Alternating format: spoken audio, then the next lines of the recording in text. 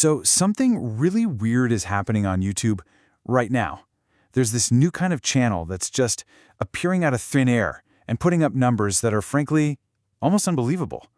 What we're going to dig into today might just be the new blueprint for making content online. Okay, let's just start with the big, crazy number, 1 billion. That's how many views a single, brand new channel managed to pull in. 1 billion. It's a staggering figure on its own, but trust me, the real story here is the speed.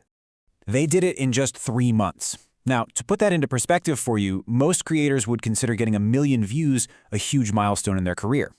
This channel hit 1 billion in the same amount of time it takes for a season to change. And you know what comes with that many views, right? A ton of money. Now, YouTube Shorts, they don't pay out as much as long-form videos, but when you're talking about 1 billion views, yeah, it adds up. The estimate for those 3 months? $100,000. This isn't just some kid's hobby, it's a full-blown business. This quote from a veteran YouTuber, man, it just perfectly captures how disruptive this is. He spent years, a huge chunk of his life, grinding to get that silver play button from YouTube. And then he had to watch a brand new channel do the exact same thing in a tiny fraction of the time. You could just feel it, right? The old rules are just getting thrown out the window. So this is the big question we're here to answer. How is this even possible? I mean, these creators, they aren't charismatic personalities. They're not pro gamers. They don't even show their face or use their own voice. So what's the secret? Well, it really breaks down into 2 key parts. The first piece of this puzzle isn't the creator at all. It's the playground. This whole phenomenon is built on the back of a gaming platform that has kind of quietly become one of the biggest entertainment ecosystems in the world. Now, for anyone who's not familiar, Roblox isn't just one single game. The best way to think about it is like, it's YouTube, but for games. It's this whole universe where millions of people, mostly kids, create and play this endless, ever-changing variety of games. And its user base, it's absolutely massive. And that is key. So, you've got this potential audience of over 1 billion kids and teenagers. And what does that demographic have? A lot of free time and a massive appetite for videos about their favorite game. So there's this huge built-in demand for Roblox content already waiting on YouTube. And then you add in the fact that the YouTube Shorts algorithm loves this kind of stuff. Fast-paced, looping gameplay with a simple visual hook. The audience is there, and the platform is practically begging for this content. Okay, let's get to the second part. So if Roblox is the engine, the gold rush, then the secret is the fuel that's making it go. And that fuel is a surprisingly simple, almost free AI content machine that literally anyone can build.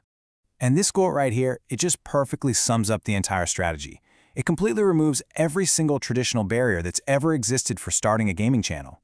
You don't need to be good at the game, you don't need a fancy camera, you don't even need a microphone. All you need is a process. And here is that exact process. It's just a simple 3-step loop. It's almost genius in its simplicity. First, you just find a Roblox video on YouTube that's already going viral, and you screen record it. You're not making anything new, you're just capturing what's already popular. Second, you use an AI tool to generate a little digital avatar. You write a super simple script like, "Oh my God, no way!" and the AI creates a talking character for you. And finally, you just smash them together. You layer your AI avatar on top of the gameplay, exactly where a streamer's webcam would normally be. And get this, the tools you need to do all of this are incredibly accessible. Screen recording with software like OBS, free. Editing the video and adding those all-important captions with an app like CapCut, also free. And the AI avatar part, using a tool like DubDub, it's dirt cheap. We're talking maybe a few dollars a month. The barrier to entry, financially, is practically zero. So what does all of this actually mean? We've seen the what and the how, but the real question, the why this matters part, is all about what this tells us about the future of content online.